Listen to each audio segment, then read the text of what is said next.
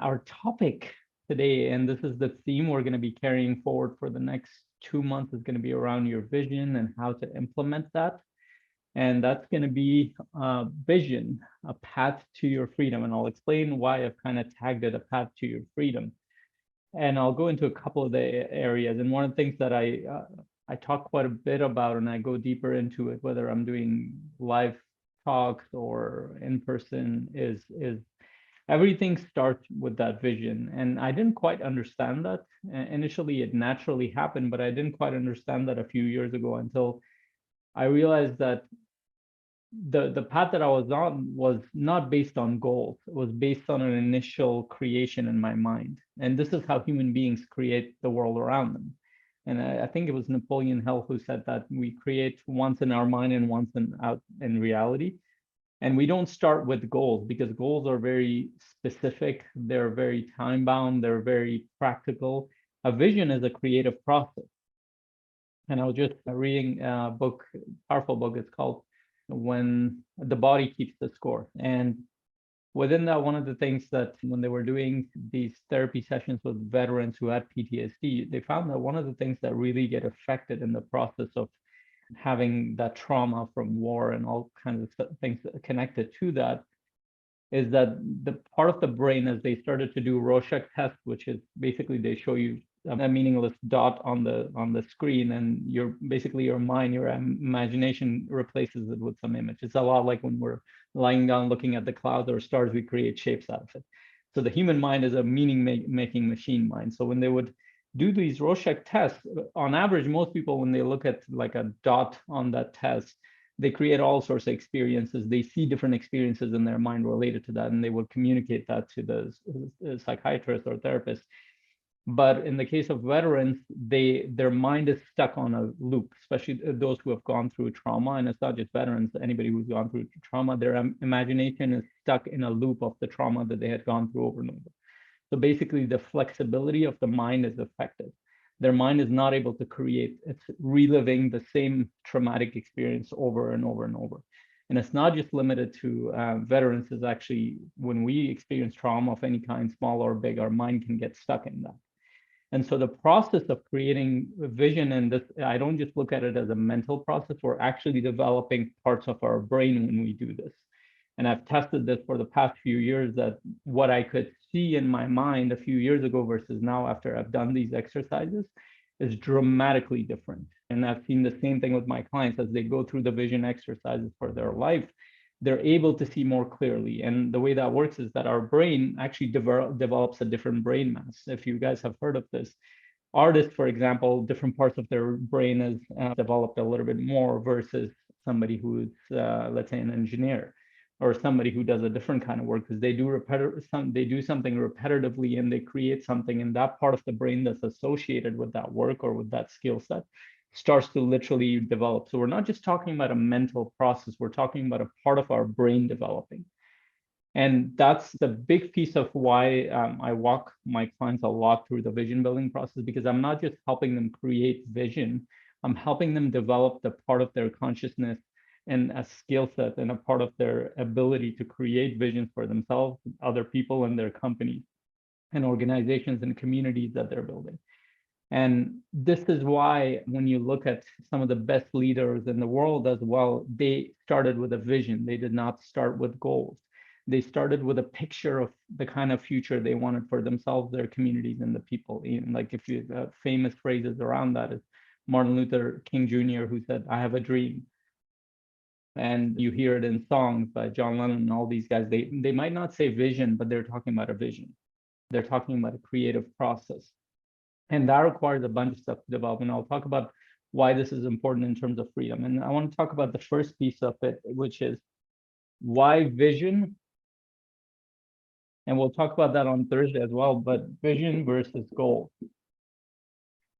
So like I mentioned before, a vision is more like your experience right now than it is a goal. So your experience right now, your senses are engaged. You can see things, you can hear things, you can smell things, you can touch things, you can taste something in your mouth.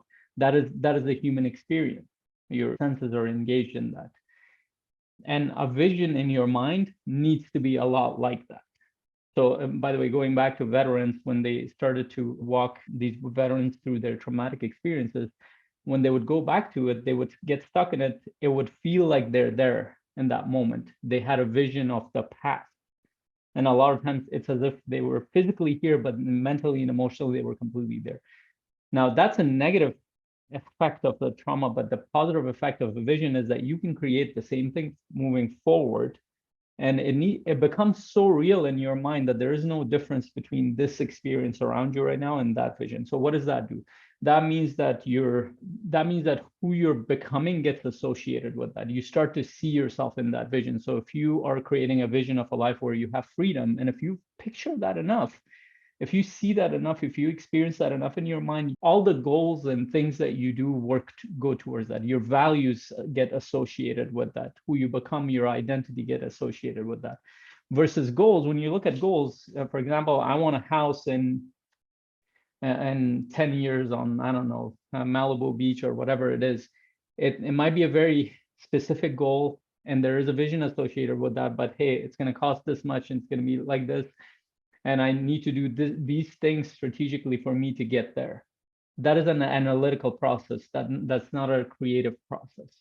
And most people start with goals, but they don't necessarily start with goals. They start with a vision of the world that they've been given, usually by their culture, by their society, by the people around them. Because we all start out in the world where our parents teach us the kind of world that's great. Our teachers teach us the kind of world that's great. Our friends talk about the kind of world that's great. We didn't do the work to go deeper and find out what is great for us, what matters to us, to our community, to our family. And when we do the deeper work of the vision, the goals become more aligned with that. So goals come secondary to that vision. And then why is vision equal to freedom? This part is really, really important, because one of the things that real estate investors, for example, they value a lot as a common pattern is freedom. That's one of the reasons why you're on that path, one of the reasons why you're on that entrepreneurial path, on that investing path. So you have the freedom of choice. And the real estate investors repeat this a lot. I want to do what I want when I want to do, whoever I want to do it with. And pretty much every investor I know, they repeat that as if it's a mantra. But it's very surface. What they mean by freedom, they actually don't fully realize it. I did a training on this a couple of months ago, where you need to create an understanding of what freedom means to you, because the freedom to you might be very different to another person. There are some common themes, but to you, freedom might mean a sense of fulfillment in your life. It might mean not working a lot and maybe fulfillment. To another person, it might be working a lot on the thing that matters to them. To another person, it might be time with their family. To another person, it might be time to do the thing that is purposeful to them. It's very different, even though the general terrain is similar for human beings, but the specific ways we associate freedom is very different. This is why when we become clear on our vision, we become clear on what freedom means to us. And it goes beyond just, oh, time or money or something else. And it's interesting. I've had these conversations with a lot of investors where their initial thought was that, you know what, when I have enough passive income, I'm just going to travel the world and do all sorts of stuff. But as we went deeper into it, they realized they actually love working. They're not going to stop working. They want to work more, but on the thing that matters to them. And then this has happened so many times, like we end up laughing at it. It's like, oh, maybe that is not why I'm creating this life. That is not the reason behind it. Maybe there's a deeper reason behind this. And this is why it's important to explore that vision. And we're going to work through this in a deeper way on the group coaching session. But your freedom needs to have a meaning around it, which means that you need to define what freedom means to you in more detail than time freedom. Because time freedom is not enough, because you might have the time freedom, and I have clients like that who have a lot of time freedom, but they're not fulfilled. They're not connected in their life. So what are they doing with that time freedom? They want the freedom of choice. They can travel pretty much anywhere around the world, but when they go there, it's meaningless to them. So what are they seeking in that freedom? Maybe their freedom means being purposeful in their life. And the way to get to that is through vision. And so I want to talk about a few pieces of that vision. What does vision? Because a lot of times when I talk about vision, people think that we're talking about, it's a lot like goals where we want a few things. It's not just that. Your vision encompasses at least three major categories. One is, yes, the world that you're creating around you. The second one is the world that you're creating within you, your character, your values, your identity, who you're becoming in the process. And the third one is your place in the world and what you're doing, your sense of purpose, your sense of contribution. What is that? And the whole process of clarifying your vision is to clarify what you're creating, who you're becoming in the process, and how you're contributing in the world that you're in. What is that sense of purpose for you? For some people, that contribution might be related to their faith. For others, it might be related to the work they do, or a combination of the two. For some people, their identity is connected to multiple identities they have, like their relationships and their role as a husband, as a father, as a mother, or as a wife, or their role as a business person. Or it might be a deeper identity, as in some people associate their identity with being a seeker. I want to be somebody who's seeking knowledge. But unless that identity is solidified, you can feel it and see yourself in that future, and you can feel it, it's very hard to create that identity for yourself. So that is a huge part of it. And then the world that you're creating is what most people do, is like, okay, I want to create a life with this much income coming in. I want this, that, and the other, but they don't spend enough time visualizing and seeing and experiencing things in their mind. And this is the power of the human mind, that we can create things twice, once in our mind and once in reality. And the more clear we get what is in our mind and what is in our heart about that, the easier we can build the thing around us. And there's another reason for that. The reason vision equals freedom also is because it gets you to get focused.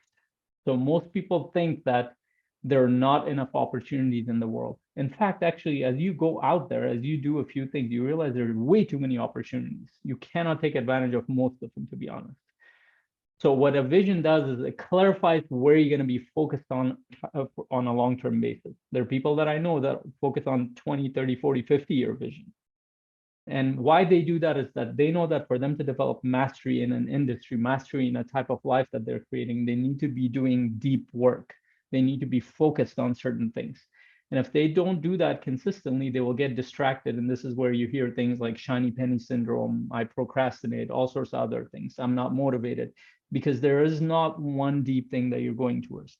And think about any amazing person in the world that you think of, somebody that has inspired you, a leader, an influencer, or anybody. You will know that on their path, they were focused and they were doing deep work in a specific area. They were focused on building a life that was specific to what they wanted.